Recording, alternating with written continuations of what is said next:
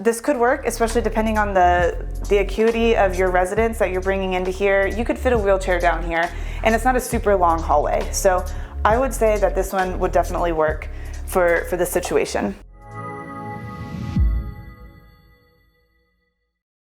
Hello, it's Lindsay with RAL Optimized. All right, we're really excited to show you this property today.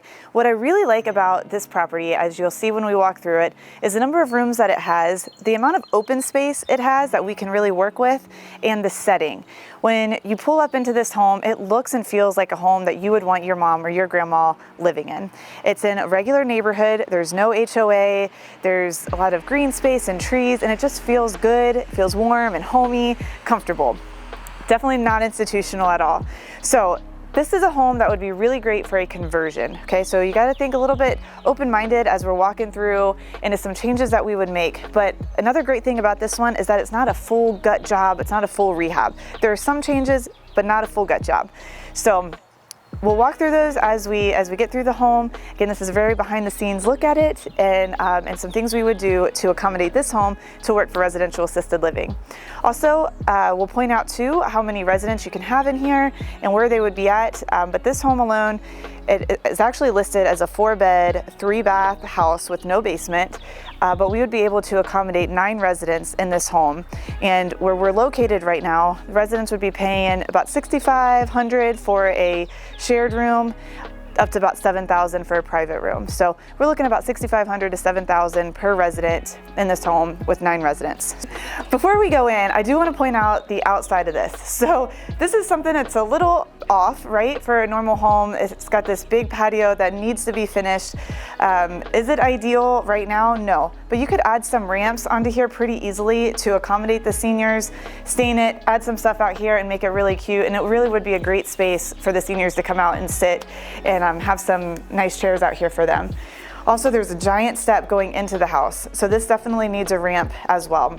We'll talk about some ADA compliancy as we go through the home or go through any home through this series, but that's not all we look at, right? It's not just ADA compliance, it's what can really be the best for the residents, what really works for them, what works for the caregivers as well. Again, we're gonna add a ramp onto here. So walking into this home, it's beautiful, it's great. It's already been remodeled, which is really helpful. Sometimes, we're still gonna be making a lot of changes to that though. So it has a pretty nice open foyer area, which is great because you're gonna have to have a table here with all of your sign-in papers and all of your other state regulations up here on the wall. So that's a great space for that. Right here into this area, it's kind of separated. What I would do in this space is take out as much of this wall as possible. You're always going to bring an architect in when you're doing a big conversion, but this is definitely a load-bearing wall, so there's going to have to be some things they work out there. But by opening this up as much as possible into the great room and kitchen area, it's going to be great visibility for the caregivers in the kitchen to be able to see the residents, give more space for the residents, and then you've got a nice big great room too for the living area and the dining area. Okay, you'll notice too that there's carpet right here in this family room area. I would remove the carpet. Can you have carpet? Yes, and there's carpet in all of these bedrooms. You could keep that if you really wanted to. I would recommend not, or I would recommend putting in a really low profile.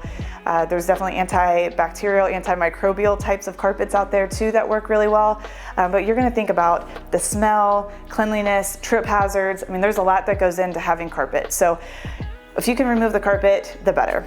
As you walk down this hallway, you'll see it is a pretty narrow hallway. Is this super ideal? It's not. I would like to see it be a little bit wider. This could work, especially depending on the acuity of your residents that you're bringing into here. You could fit a wheelchair down here, and it's not a super long hallway. So I would say that this one would definitely work for this situation. You've got your master bedroom in here. You've actually got 2 closets. So in order to open up this space a little bit more, I would do that. I would take out some of these walls and make it more angled. So you've just got an easier entryway for the residents in and out of here with wheelchairs. Again, the carpet has got to go. When you look at this bathroom, it's fantastic for a single family house, right? They did a really great job remodeling this. But there's a number of issues here. One, the lip on the shower. So we're gonna need to make that accessible for wheelchairs, for the Hoyer lift, anything like that. So, or the shower chair rather, not a wheelchair. But we need to take that away getting into the shower. This is not an ADA compliant bathroom. We don't have a 5-foot rotation in here for maneuverability. So it's a huge closet next door here. So I would actually open this all up and move some things back. You could probably keep the vanity. I don't know. I would probably just move it all back and just change that whole design of it with this wall here. So definitely some changes that you could make here to still accommodate your residents' needs. This is a really great size room. I would probably have this room accommodate 2 residents. So it could be a shared room. You're gonna always wanna measure to actually see what the space is, and every state has different regulations on what your minimum requirements are. But truly, like, your minimum requirements are pretty low. But this room would be great for 2 residents and have 2 beds over there. Really great for a couple as well. Again, being like the master, a couple would really do great in this room. You have 3 other regular size rooms here. All 3 of the rooms are fantastic for 1 resident each. Again, you need to take out all of the carpet here. They do all have central lighting, which is really great. And the windows, again, you'll have to check on what your regs are, your building codes, but they definitely need to be egress windows and meet the fire code and all of that as well.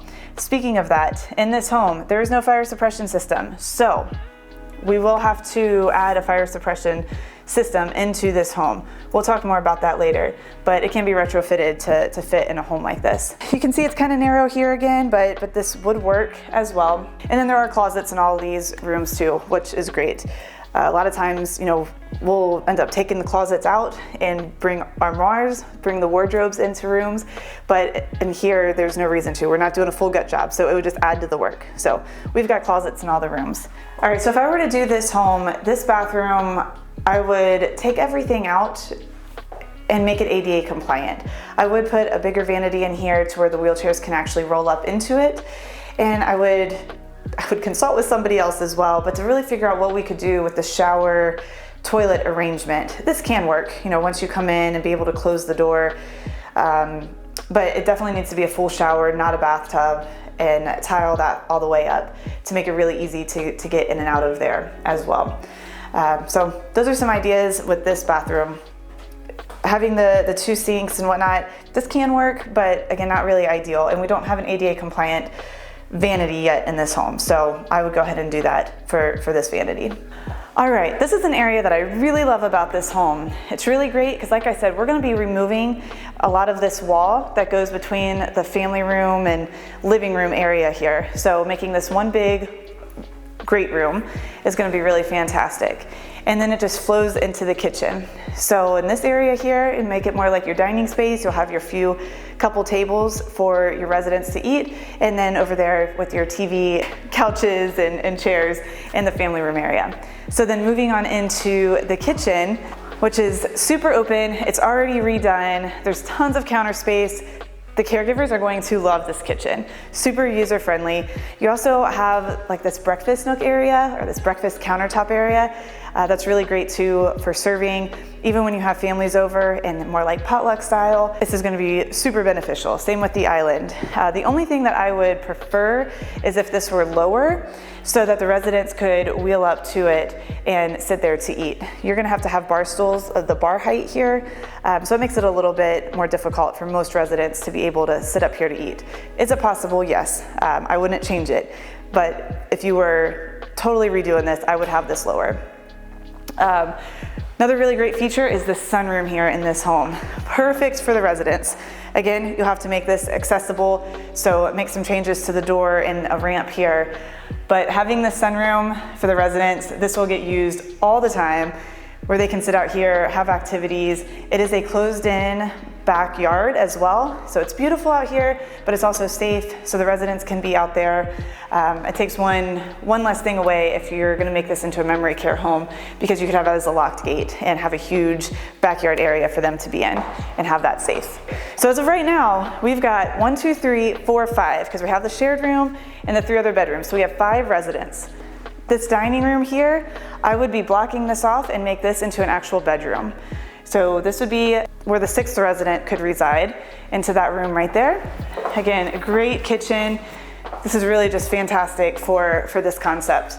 You've got another bathroom, and then your laundry room is back here, because again, your caregivers are going to be doing your laundry. And then we've got the garage. So coming into the garage, This space does not need to be all storage, but what we're gonna do is convert the garage. We're gonna add in a hallway through here.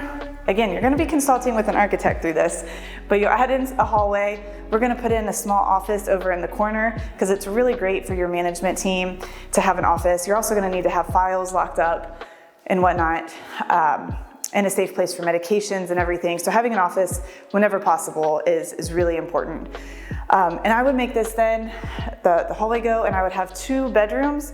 So you're gonna have to change out the windows. So you're gonna have 2 windows and 2 bedrooms in here. So the 1 bedroom would be for 1 resident, and then this bedroom here would be a long one and then actually be a shared room. So it would accommodate 3 residents here in the garage plus an office. The other really big thing is with the garage door, instead of having to worry about the outside, you would put up a wall to just blockade this off. From the outside then, it would still give the same curb appeal with the garage door being there. And then on the inside, you would have a regular wall and just get the best of both worlds there. So a lot of really great space here in this garage. It's already drywalled and dry, and it would be a really great space to accommodate 3 more residents.